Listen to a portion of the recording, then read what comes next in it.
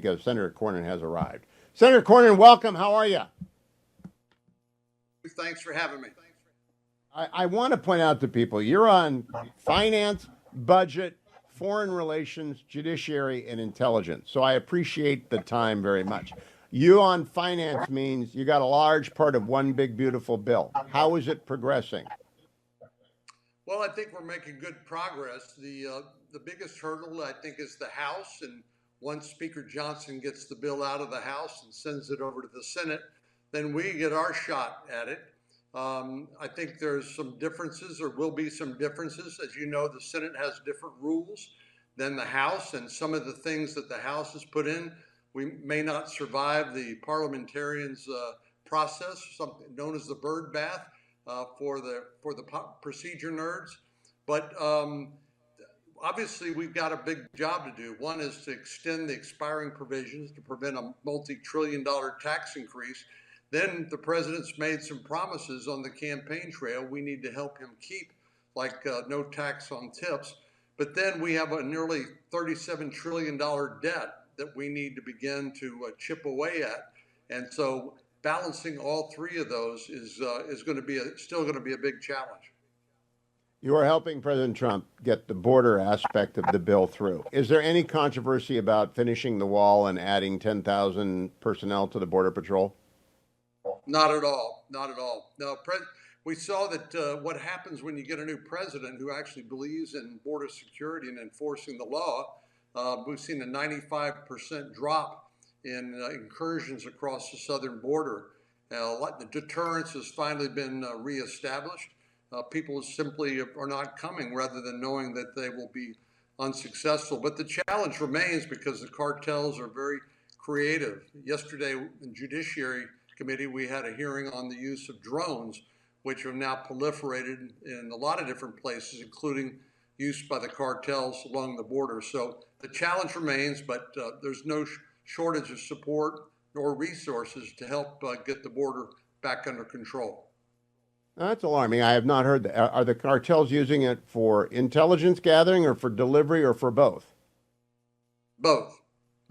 And the concern is they could weaponize some of these drones, and there's reports that they are using them against rival cartels in Mexico. So far, to my knowledge, we haven't seen that happen in the United States proper. But once these drones are being used, and they're very cheap and easy to use, and they're using them in a variety of ways, and so that's certainly a danger that they might expand their use to weaponize them.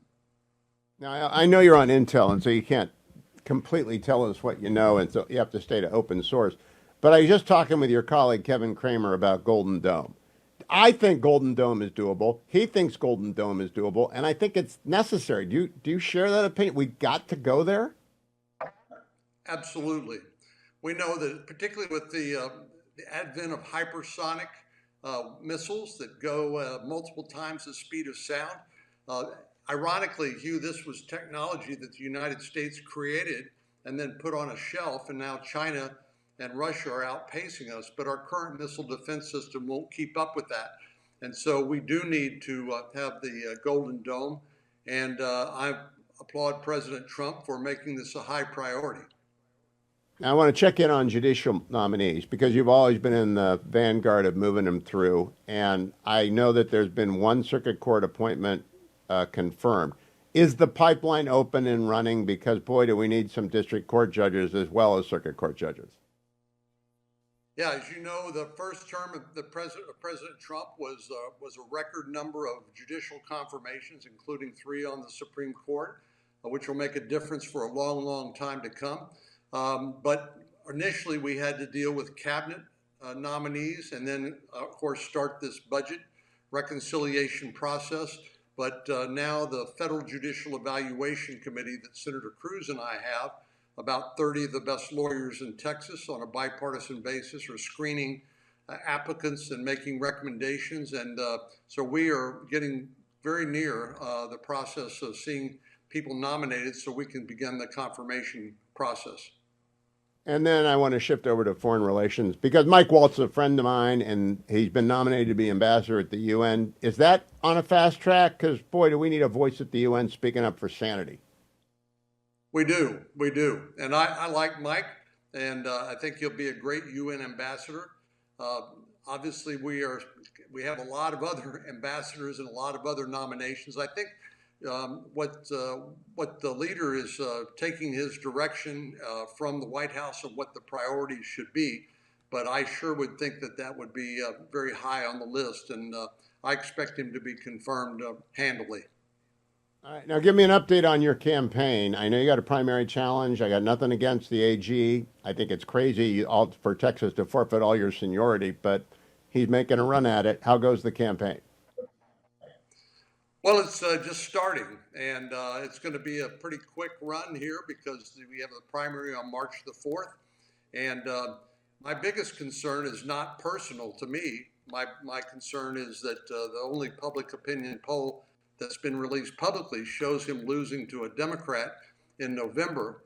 And that would result not only in the loss of ruby red Texas as a solid bulwark against the blue tide, it would also divert hundreds of millions of dollars that could be spent to pick up Senate seats in Georgia and New Hampshire and Michigan, where Mike Rogers is running again. Mike lost by a mere 19,000 votes. So we are got the pedal to the metal, and we're doing everything we can to get ready for March the 4th. You know, that's much earlier than other. I had no idea it's that early. That's a very accelerated. I mean, some states vote in August of next year. Yeah, I think we may be the earliest in the nation, and personally, I'm grateful for that. I'd like to get this thing behind me so that I can get back to work representing the 31 million people of the state of Texas. Obviously, I'm doing both at the same time, but I'm looking forward to March 4th. Senator John Cornyn of Texas, thank you for spending time with me. I look at your committee assignments. I can't believe you give us this much time, and I appreciate it, Senator. Thank you very much. I'll be right back, America. Don't go anywhere. That's back-to-back senators. You only get that on the Hugh Hewitt Show, and that's because we work hard at talking to the people inside the room where it happens. And I love hearing from Kevin Kramer and John Cornyn back-to-back. Stay tuned. I'll be right back on the Hugh Hewitt Show.